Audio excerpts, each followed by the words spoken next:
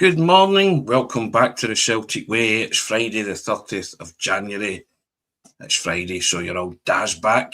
That might be a good thing or a bad thing. I'll let you guys decide. I'm Tony Haggerty, of course, and I'm delighted to be joined by Josh McCaffrey. Josh, how the devil are you? Yeah, I'm very good, Tony. It's Friday, so happy days. Celtic won last night, even better. So yeah, how's yourself? Yeah, listen, when Celtic win, it always puts a smile on your face. And through to the playoff round of the Europa League, we'll discuss that in detail in the fullness of time. As we always do, our housekeeping, and we say thank you to our sponsors at Simply Furniture. They're located in Hillington, Glasgow, and at Simply Furniture are an independent brand dedicated to bringing luxury and contemporary style into homes across the UK. They've got over a decade of experience in furniture retail, and they meticulously source only the finest pieces curated for quality, comfort and timeless designs. From their elegant sofas to statement dining sets, their hand-picked collections offer exceptional value without compromising in style, and their dedicated team ensures your furniture is delivered with care right to your doorstep. And if you want to see the beauty up close, you can visit that stunning showroom in Hillington and mention the Celtic Way for a special in-store discount, and all the links to their socials will be in the description of this podcast. Josh, Celtic 4, Utrecht 2. That was enjoyable in parts, wasn't it, last night? I think you would have to say. Yeah, I would agree with that sentiment. You know, first 20 minutes, Celtic blew them away. It's probably the fastest start I've ever seen from Celtic in a proper European tie. So they came flying out the traps, whatever Martin O'Neill said to them in his pre-match team talk. It worked a treat. They were intense, they were good, but after that, they fell off. I thought for the remainder of the second half, after going 3-0 up, Celtic weren't great. They concede the goal, a bit of nerves creep in. Utrecht get the second goal, and all of a sudden you're thinking, oh, here we go. But thankfully, Austin Trusty steps up. It was a brilliant corner by Arne Engels, I thought, in 2 goals in 2 Europa League games now for big Austin Trusty. So, yeah, Celtic get there in the end. After they go 4-2 up, it was kind of routine. You knew they were going to get over the line. Utrecht weren't great. Vasilis Barkas' homecoming was an absolute nightmare for him. For once he made a mistake and it benefited Celtic, giving the ball straight to Benjamin Nygren. So yeah, a lot of positives from the game last night. Celtic get through, score 4 goals, and some decent performances from certain individuals as well. So yeah, a decent night all round. You mentioned the corner, Josh. I see when it's bang on the money and the deliveries like that, it's on Trusty and Scales to get their head on it, isn't it? And yeah. They're very good at that. And that's the kind of set-piece routine that Rangers have been using it to their benefit this season. And fair enough. But see, when your delivery is good like that, Trusty and Scales can contest everything in there. 100%. Yeah, and all the pace and the power's on the ball. It's just about guidance and direction. I thought the header was brilliant. It's a textbook corner kick. Yep. Celtic do it very seldom. That's what really gets to a lot of the Celtic supporters, isn't it? That for a team that earns so many free kicks and corner kicks in those situations, the delivery isn't on the money. Yeah, and they scored 2 goals from corners last night. Obviously, the opener is a quick, short routine. Worked very well between McGregor, Kieran Tierney and Colby Donovan. So 2 goals from corner kicks last night. There's a lot of chat about set-piece coaches at the minute. Hearts have got one, Rangers have got one. Asked Martin O'Neill a couple of weeks ago, would you ever consider hiring one between now and the end of the season? And he said that there's probably not enough time, but you can work on set pieces and corners in the training pitch, and they're certainly doing so. You know, having scored 2 last night, and I think Arne Engels, they've got one of the best in the business at whipping balls into the box. You know, some of his deliveries are absolutely terrific, and like you say, Tony, that one onto Austin Trusty's head last night, he couldn't really miss it. Another interesting development with the corners actually is on the right side. Kieran Tierney has been starting to take them recently. And do in-swingers into the back post, which we've actually really liked. He's never did that before, so that's been an interesting development as well. In-swingers are always good. I think they cause the most damage for me in terms of set pieces. But what do I know? That's why I'm sitting here and I'm not in the technical area or a set piece coach for that matter, Josh. But there you go. It's very simple sitting here, or it seems to be, doesn't it? But yeah, pleased with certain aspects last night, Josh. The drop-off, as you say, was a bit concerning, wasn't it? The kind of, I hesitate to say the word lackadaisical approach after they've gone 3-0 up, but players are human. I can understand that. Utrecht weren't great, but Celtic still gave them enough to get back into that game, didn't they? And lots of people having a go at Kasper Schmeichel's positioning again for the second goal. I've only seen it once in real time. I haven't watched it back, the replay. So if you have, you can weigh in with that. What your thoughts are on that? Yeah, I've watched it back a couple of times. I think it's one of them where it came from quite a far range out. So I think it's 25, 30 yards, and you're somewhat expecting your goalkeeper to save it, because I don't think it's a great finish. It's not outstanding. For the first goal, I can excuse Kasper Schmeichel. It's a bit like the one last week in Bologna where his view is slightly impeded. And he makes a really good save actually at the very end of the first half at 3-1. Could have made it 3-2. That would have made things a lot more nervy going into the second half. But I think he could do slightly better for the second one maybe. At the end of the day, Martin O'Neill trusts Kasper Schmeichel. He's been very insistent on that, that he's going to be his number one between now and the end of the season. And you've seen it at the weekend at Tynecastle. He can come up with these big, massive saves for Celtic, the one to deny Kazarides. So, I'm sure he'll be the starting keeper between now and the end of the season, Now, Celtic through, Josh, to the playoff round. They know their opponents are going to be either Ferencváros or Stuttgart. Straight off the bat, Josh, I want Ferencváros. There's no more to say about that, really. Maybe there is. There you go. I wouldn't disagree with you, to be honest. I think they are a good side, though. They beat Rangers earlier in the season. Robbie Keane is a good up-and-coming manager, I think, and he's done a good job with the club. They were almost finishing in the top 8 before Nottingham Forest thumped them 4-0 last night. But if you look at the recent form, I don't think they've won a game in their last 4 or 5 across all competitions. Whereas Stuttgart are doing relatively well. They're flying high in the Bundesliga. I think they're sitting just outside the top 4 there. They're obviously a top 5 league as well. I'd probably rather Ferencváros out the two, but we'll say this, and then the draw will come out in 2 hours, and Celtic will be drawn to Stuttgart. Martin O'Neill has history against Stuttgart, though, as we know. That run to Seville knocked them out. So the thing is, I would never say never. And I'll tell you an interesting stat about that, or an interesting fact, Josh. Some people will remember. Italian referee Pierluigi Collina. I think he only refereed Celtic once. Was that the baldy guy? That's the man. Yes, the man with no hair. Yes, the famous Italian referee. And I believe that it was in the first leg at Celtic Park. Celtic beat Stuttgart 3-1, and he sent the Stuttgart player off for a denial of a goal scoring opportunity. There you go. Interesting. Somebody can correct me, but I'm sure that was the only time Pierluigi Collina refereed Celtic, and he was very good that night. He was, but as you say, he is. Yeah, there's DQ coming in. Best referee he's ever witnessed. He says, "There you go." But you say there's a historical thing there as well. And also Celtic played Ferencváros under Ange, had a great 3-2 win in Hungary, but also were knocked out by Ferencváros in the Champions League. And I think if they manage to beat Ferencváros or Stuttgart, it's then Porto or Braga in the last 16. You could be playing Stuttgart and then Porto, so the comparisons to 2002, 2003 just keep on coming, Tony, and Martin O'Neill has history against Porto as well, played Porto in the first ever Champions League group stage.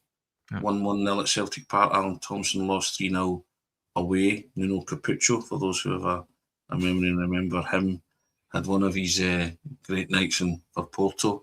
But yeah, it's all these footballing quirks turn up when these kind of things seem to happen, especially in European terms, because there's many teams that Celtic have played before. But if you're asking my preference, I would like Ferencváros, not because I think it's the easiest of the ties. I prefer that one because I think that offers Celtic a better chance of getting to go. Stuttgart are riding quite high in the Bundesliga. They have got their act together after a few seasons in the doldrums, and they were a real tricky opponent when Celtic played them back in that day. So I think Celtic went 5-1 up in aggregate against them, and then went through the tie 5-4. They won 3-1 at Celtic Park and lost 3-2 over there, but went 2-0 up in Germany and were cruising a bit like last night. Very close, and then ended up it was a nail biter in the end. But yeah, listen, whoever we get, it doesn't matter. You're going to have to play them. On that, Josh, what do you think Celtic credentials are for getting through the tie? Yeah, Yeah, I think they certainly need to make a few additions before the tie against either Ferencváros or Stuttgart. You know, the squad in its current state is probably not capable of handling the grueling run of Europe on a Thursday, big league game on a Sunday, Yeah. Europe on a Thursday, big league game on a Sunday consistently for 4 or 5 weeks if they're going to go through and get a run in the competition. So there needs to be a lot of movement in the transfer market between now and Monday's deadline. But I feel like with Martin O'Neill, the Celtic side have proved in Europe that they can do well. You know, they've had 4 games, 3 away from home under Martin O'Neill. They've won 1, drawn 1, lost the other away, and then they've won their only game at home under Martin O'Neill. It's not as if they've been playing pretty poor sides. I know Utrecht went great last night, but played Bologna, who are a decent Serie A outfit. They managed to beat Feyenoord away from home, Dutch side, and then they lost a really handy Midfield team. So, yeah, I think that they're capable of going through against Ferencváros. Stuttgart, they'd probably need a good bit of strength and a good bit of the rubber of green as well in that tie. But like I say, with Martin O'Neill, you never know. If you look at the Europa League on the whole this season, actually, 8 games, Celtic's away form has actually been better than their home form, which is never usually the case with Celtic in Europe. It's pretty bizarre. The home tie will be the first one in the knockout game, so they'll be hoping to get a good result at Parkhead and then go over there to wherever it is, Budapest or Germany, and try and hold out. But I think they're capable, is what I would say, with a couple of additions. I think what you've just said there, that Celtic's away form better than their home form in Europe, is just it's another kind of evidence of this season not being topsy-turvy and just completely you look at it and sometimes incredulity, don't you? You're just like, how is this happening? You know, so but you talked about reinforcements, and the Celtic have been linked with a couple of players, Josh, haven't they? They have indeed. You know, Faris Gujemis and Damir Redzic. You know, Gujemis from Serie B side Frosinone, and Redzic from DAC Dunajska Streda, Slovak side. Now, Martin O'Neill spoke about them last night, didn't he? And he said it's probably likely that they would sign one of the two, certainly not both. Now, there's some news on Redzic, isn't there? Breaking from Austria, I believe. Yeah, so the initial reports, obviously, we had yesterday from Stephen McGowan, they were on the Celtic way as well, that Celtic and talks deals for Gujemis and Damir Redzic. Reports coming out from Sky in Austria that are saying that Red Bull Salzburg have agreed personal terms with Redzic, but they've not yet agreed a fee with his club. So I think the door is still open for Celtic to try and sign one of those players. Like you said, Martin O'Neill last night, he was asked directly about them both, and he said you wouldn't be far off with them, but then he noted that it probably would be one or the other if there are no departures. That is, for example, if Yang ends up going, Celtic might look to sign both the players, but if Yang stays, then they'll probably only try and sign one. They both look decent players. You know, Gujemis has been doing pretty well in Serie B with Frosinone this season. He's got a good number of goals and assists, and then Redzic is a talented player as well. Martin O'Neill said earlier this week that he likes an explosive winger who can beat people in a 1v1 and go past a man. And I think when you look at those players, you look at their clips, you look at what style player they are, I think they certainly meet that that category of what the manager wants. Is that everything that Balakusha isn't at this moment in time? Pretty much, yeah. Definition of what Balakusha isn't in the 0.5 million quid on him. Just to recap, lots of people asking, the draw's at 12 o'clock today, guys. So Martin O'Neill will be speaking at 1 o'clock, Josh, is that right? I believe. Yeah, so I think his press conferences. Half one, Martin O'Neill's press conference. Yeah, so draw at 12 o'clock, and Martin O'Neill will be speaking some point in an hour and a half after that. So we shall get a reaction from that, and that will be on the Celtic way as normal. You know, everything that he said will be put up there. But yeah, I mean, it's, and also we roll on to Sunday, Josh. Falkirk game. That'll be a tricky game because Falkirk are playing some stuff at the minute, and they absolutely battered Berlin. If you watch that, and you know, so the games are coming thick and fast. I agree that Celtic still need more players between now and the transfer deadline window. I'm just going to say closing, Josh. I'm not going to say banging shut and all this kind of rubbish. transfer window closing on February the 2nd, so they definitely need reinforcements. Looking at the manager's comments last night, Josh, and you were sitting in front of him as well, I'm confident that Celtic will do some business between now and February the 2nd, really confident. And I think they are clearly working on things, because I think Martin O'Neill's, he knows what Celtic needs, doesn't he? Yeah, I think they will do business, whether that be 1, 2, 3 signings remains to be seen. So I think they'll definitely get one of the right wingers in, whether that be Redzic or Gudjemis. But I think there are other areas in the squad that need strengthened as well. You know, I think they need a right-sided central defender. They could do with perhaps another midfield player, because I don't think Martin O'Neill particularly fancies Paulo Bernardo and Luke McCowan, just looking at the number of minutes he's given them despite the hectic fixture schedule.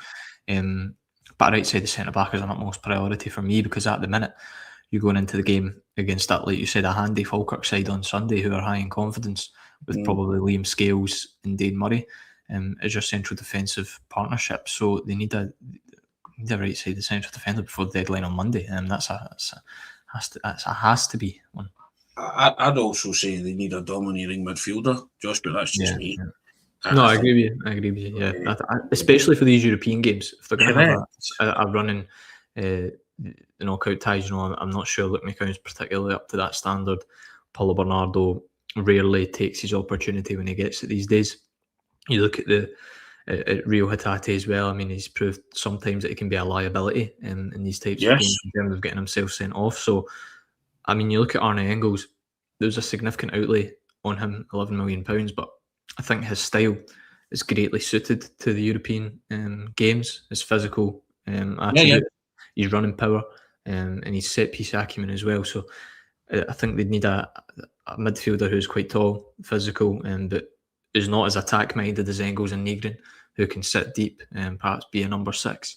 We've had reports on the Celtic way, obviously, recently that the club are still in talks to try and sign Nico Seeger from Hajduk Split over in Croatia, the Canadian international. So if that's a deal they could do between now and the end of the window, then that would be ideal. Wanted to touch on Nygren, because you got the man of the match last night, or player of the match last night, a goal and an assist. And the assist for me, Josh, was terrific in terms of there's a tendency for players to go alone there, have a strike at goal when the angle's against them, and he smashed it across the goal like all good players. You know, you're thinking about the team there. Somebody gets a touch, it's getting in the net because it was close proximity to the goal. It turned out that it was an own goal, but it was a similar situation to where Johnny Kenny was presented in Bologna, and the angle was away from him, and Johnny Kenny went for the strike, which he was never really going to score from. And I just say, see, in those situations, you be a team player. You look up and you smash that across the goal as hard as you can, because any touch is more or less going to take it into the net. And when Johnny Kenny squared up against Bologna, there was Celtic players there, and there was also defenders there. That's the difference between being a good player and great players. And I'm not saying Nygren's a great player, but in those moments, you make up your mind what you're going to do. And because Barkas had made the mistake, there could have been that rush of excitement. I'm going to go alone here. But he thought about what he was doing. He executed it in that moment. And that was pleasing for me. I liked his goal. He scored, he got in that position. He was able to tuck it away. So it's those behaviours and idiosyncrasies that I like, Josh, in a footballer. And I'm very pleased with Nygren in terms of his numbers at this minute in time. Yeah, you can't argue with him. It's 21 goal contributions in 37 games this season, and for the 1.7 million Celtic paid for him in the summer, they've probably made a lot of that back. Just his contributions on the pitch, he's got that innate ability to be in and around the box, right place, right time. People can say that he's a bit of an enigma throughout the rest of the games or throughout the rest of the match and what he brings in the midfield, but what he brings in terms of goal and assists, Celtic don't have another player who's providing that this season. And like you say, he's creative as well. He's always quick to note that he is a creative player when you're speaking to him in the media. And like you say, that was shown when he read the pass from Barkas. I thought and you obviously give him credit for putting the ball across goal, and he deserves credit for that. But I thought the way he read the pass from Barkas was really good as well, to nip in there quickly. And he's at the right place at the right time for his tap in. So Yeah, he's a guy who's Celtic's go-to man at the minute, really. Top scorer in the Scottish Premiership, top scorer for Celtic in all competitions this season, 14 goals for the campaign. So he's continuing to do really well. And the thing for me is that I think he can get better with a better class of player around him as well, right? Yeah. So I have no doubt about that. I still think there's room for growth and improvement. And but I'm liking what he's bringing. And could he do more? Lots of players you could label and say they could do more. So yeah, but I'm happy. You mentioned there 21 goal contributions in 37 games. So I'm happy enough with that. Keep it up is what basically I'm saying. So excellent. Now we spoke off air, Josh, before we came on, and we both agreed last night that the opening 20 minutes was great, but after that, the atmosphere was sadly lacking, and they do miss the Green Brigade, don't they, on nights like that? Celtic and the crowd and the way they can stir everything up. And there was at times last night for me a real lull in the proceedings, especially when Utrecht forced their way back into it. You say to me the Utrecht fans sang all night, and they did.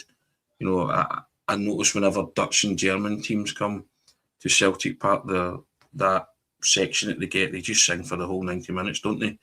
So, yeah. But it was obvious last night that there was a lack of atmosphere at times, wasn't there? And I just think at some point Celtic need to sit down with the fans and let them back in for that spectacle that they can bring on nights like that. I thought it was really sad, to be honest, Tony. A really good European night at Celtic Park. Celtic score 4 goals in a proper European tie. You don't often see that with 3-0 up in the first 20 minutes. Usually the place would be bouncing, but it felt closer to being something like a library than it did a proper Celtic Park European night after going 3-0 up. Then Utrecht obviously forced their way back into the game, and naturally I think there was a bit of a lull, like you say, but just on the whole, the Utrecht fans outsung the Celtic fans for the whole match. They were actually decent entertainment value. They were singing way before kick-off. They were singing way after kick-off because they get held behind as well. So yeah, I just think it's a really sad indictment of the way the Celtic Park atmosphere has kind of fallen off a cliff this season. Obviously, the Green Brigade, it's undeniable what they bring in terms of that and singing and the atmosphere that they bring. So I think when they get let back in, if it ever happens, then you'll probably see an upturn in the atmosphere. But it's just it's a shame, really, to be honest. Yeah, I totally agree. It was certainly noticeable last night. So listen, that's an issue that's rumbling on, and hopefully it can get resolved sometime soon. But we shall leave that to the powers that be to sort that out. Guys, it's Friday, and on a Friday, I always have a column in, so there it's there.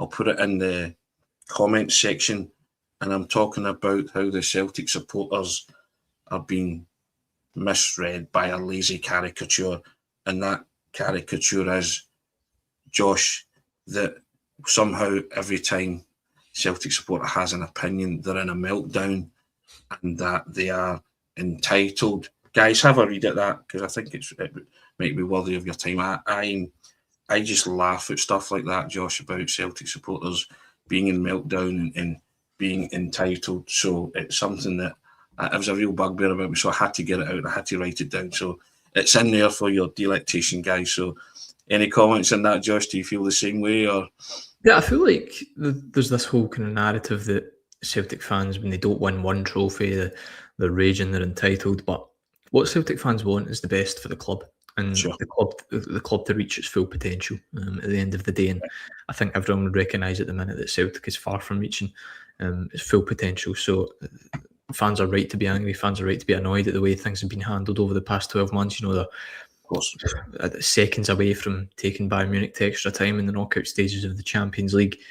A year later, they're knocked out by the team who finish at the bottom of the Champions League phase table with a solid, I don't even know if they got a point, Kairat Almaty, they may have got 1 point, but they get knocked out by them 7 months later. So it's the downfall of the club has been something to behold. Lost 2 cup finals in a row, so fans are right to be annoyed, and they're not entitled at all, in my opinion. If I was to sum that article up, Josh, I've written this down. I've said expectations, not entitlement, and ambition is not arrogance. That's the thrust of that, ladies and gentlemen. So have a read at that at your leisure, if you will. But yeah, now we roll on to Sunday. Josh touched on it briefly, but we'll put it in focus. The Falkirk game. John McGlynn's got Falkirk playing really well. Credit to them. They've came up and, lots of people say that teams have been a breath of fresh air and all that kind of stuff. But Falkirk are a good footballing team to watch and aesthetically pleasing on the eye. And they're a good young side. And they have really shown no fear about coming into the Scottish Premiership. And I applaud them for that. And I applaud John McGlynn for that.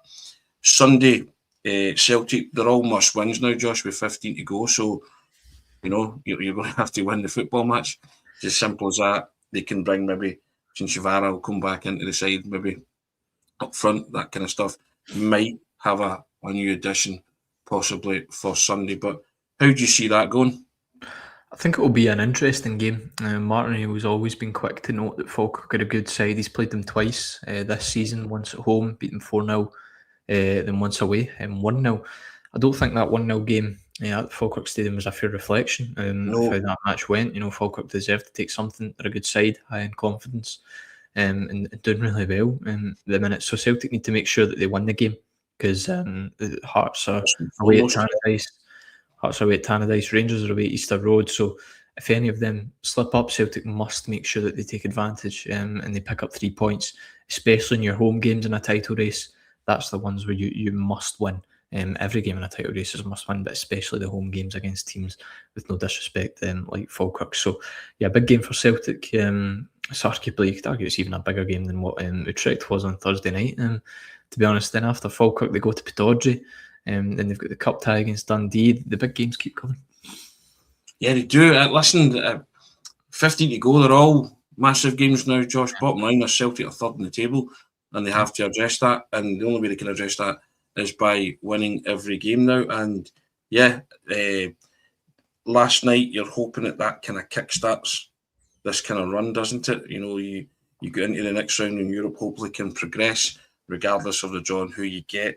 And now into you're more or less coming into the home straight in terms of the league games, and it's all about winning. Doesn't matter how you do it, by hook or by crook, you've got to win. If they could put on a performance and win with style, great, but it's all about the winning here now for me, Josh. I really don't care if it's the same as the Falkirk Stadium and they squeak a 1-0, so be it. But I don't think that's good for the old ticker, is it? You know what I mean? There's people who just, but I just need, and I trust this manager to get the best out of these players in this run-in and to motivate them sufficiently so that they are up for it. But we can't afford any kind of lulls like last night because top opposition could maybe capitalise on that, Josh. We need to be concentrated and focused 100% at all times. We can't slacken off at any time, in my thoughts, No, definitely. And I think Barney Stewart, the Falkirk striker, scored a hat-trick against Hibs. He's high on confidence at the minute. He's seemingly the man in the moment. I think Celtic are going to have to play Dane Murray at centre-back on Sunday, because Austin Trusty's suspended. Stephen Welsh wasn't even in the squad for the game last weekend at Tynecastle, so I expect Murray to play unless Celtic somehow sign a centre-half between now and the next 48 hours. I don't think that's going to happen. So I think Barney Stewart relishes his chances in the Falkirk attack, relish the chances coming up against that Celtic backline on Sunday. So they're more than capable of scoring. I'll know that, but Celtic are also capable of putting the ball in the back end, and it'll be Chwanchara's first appearance for Celtic at Celtic Park. He played there with Jablonec a good couple of years ago, but if he could get his first goal and get off the mark, then that would be good as well, because I think for a striker, the longer it goes on without them scoring their first goal for the club, the worse it gets. So if he could break his duck early on Sunday, that would be good as well. How do you feel about Dane Murray being in that centre-back position, if it is Dane Murray to be alongside Liam Scales? I think he's an admirable character, Dane Murray, after all he's been through in his career so far. He's still such a young player. He's spent a year or two on the sidelines with a lot of injuries. He was thrust in at Tynecastle a couple of months ago. It was a nightmare for him. It couldn't have gone any worse for him. He comes on at the weekend against Hearts again and didn't look entirely convincing. I think for me, though, that was just maybe a mental thing for him in his head. He knew Celtic were 2-1 up. He'd been here before and he'd made mistakes. I think at home, Celtic will, you'd like to think, dominate the ball against Falkirk. Dane Murray's a good passer of the ball. He's tall, he's physical. It'll be a good challenge for him up against Barney Stewart. So I'm interested to see how he does. But you never know, it could be Stephen Welsh. Martin O'Neill might just think, right, Stephen Welsh has already played for Celtic this season against Auchinleck. He's just a trustworthy guy in these types of games. But yeah, it's a decision for the manager to make. He's also high in Motherwell's wish list, Josh. Yeah, I saw those comments from Jens Bertolascu yesterday saying that they want to bring him back. So they've got until Monday. I don't think Celtic will let Stephen Welsh go unless they take him back. Speaking of deals, there's a deal there to be done somewhere, isn't there? With somebody who plays for Motherwell and kind of going that way and money exchanging hands. You know, I connect dots and I join lines, but hey, this seems to be the ultimate no-brainer. But that seems, I think that's far too simple, Tony, is it not? Correct. That's not even thinking out the box, is it? That's just far too simple. You know what I mean? But hey, what do we know, Josh? What do we know? Listen, looking forward to Sunday. I think it'll be a really entertaining game of football, and Celtic going into it in a confident mood, and they will know their Europa League opponents as well. Looking forward to the draw, looking forward to what Martin O'Neill has to say. He's still wisecracking his way through these, isn't he, Josh? He's always good value, isn't he? Yeah, he's good. He's a breath of fresh air. I've said this a number of times on the show, but refreshingly honest, and he's a really good man as well. Anyone who's met him and dealt with him will testify to that as well. Yeah, so and the shrewdest managerial character out there, Josh. Yeah. He knows a lot about football. Let's be honest, he's a very, very knowledgeable man, and it is great sitting in his company. I've always said it's a gift when you come away from a press conference having learned something. When somebody speaks, I always felt that about Brendan Rodgers. I felt it about Martin O'Neill. Felt it about Walter Smith as well. Guys like that, real gravitas in football. And when you open your ears and you listen and you watch these guys intently, that's how you learn. And it was always felt it like it was a privilege sitting and listening to them talk about certain things. I know Martin O'Neill's very jocular at the minute, but when he talks about football and he talks about things in general, you tend to listen, you tend to learn. I've always feel that that's when even me, I button that and I just sort of just sit there like that, right, cool, and you hang on to their every word, because I've always said as well that even Ange Postecoglou, two guys like that, they make you a better journalist because they give you a better understanding of football and football management and what how managers set their teams out and their tactics and what they're trying to do, that kind of thing. That's what worked for me. Can't speak for every journalist, can't speak for yourself, but it seems to be a kind of general rule of thumb for me anyway. No, I would agree with you. It's obviously didn't manage to actually speak to Martin the first time around earlier this season, but past couple of weeks been at his press conferences for the Herald and such, and it's been a real joy. I look forward to those 15, 20 minute sit downs with him every week, and it's great. And you feel the sort of aura of him, because he's such a club legend, and he's very sharp, still so sharp. He's about 3 years of age, and I've got so much respect for him. Coming into this situation, twice exactly, especially the second time around, because he knew what the task was. He knew how far Celtic were adrift, and he's went, right, 5 months, give my all for the club, for the cause, for the fans, and he's come back in, and just so much respect for the guy. Yeah, you mentioned that word there, aura. Certain managers, when they come in and they sit down, have aura. I was born in the wrong era, Josh. I would love to have sat in Jock Stein's company and even Sir Alex Ferguson's, but I've probably got the 100-yard stare treatment from them by annoying them or irking them in some way. But I'd still have gone back for more, because, again, it's the only way you would have learned. I'd have loved to have pitted my half-wit against their full-wit, you know what I mean? So, but yeah, it'd have been good fun. But hey, well, I more's the pity. I moan that I was born at the wrong time. But hey, there you go. Josh, really enjoyed that. Fantastic. whatever you're doing, guys, enjoy your weekend. I say it every week, it's always result dependent, isn't it? Yeah. You can read the column on the website if you're that way inclined, but you might like it. No entitlement here, Josh, just opinions and no meltdowns here, you know. Yeah. I kind of relish a league chase, you know. And I think if Celtic are triumph at the end of it all, we'll celebrate it in the way that we should, and we'll all enjoy it. But a lot of football to be played in between then, isn't there? Yeah, so much football. 15 league games. It feels like there's still a full season to go. It feels like I think you could fit about 3 seasons worth of drama with what's happened this season. It's honestly been incredible. I think now Celtic have got that focus. They've got that continuity with the managerial and the coaching staff, and they can just focus on these 15 league games, win them all, and they know they'll be champions.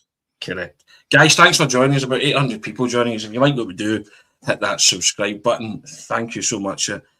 We try and flick up comments, but every now and again we just get lost in the conversation. So I will endeavour to flick up comments moving forward, because we like to get you all involved. But cheers, thank you for listening. Have a great weekend. Josh, enjoy the Falkirk game. I'm sure it'll be a spectacle of football that's to be enjoyed, as long as Celtic come out on the right side of the result. I know, that's it. Looking forward to it. I'll be there, so yeah, hopefully the result goes Celtic's way. Have a good weekend, troops. We'll see you all.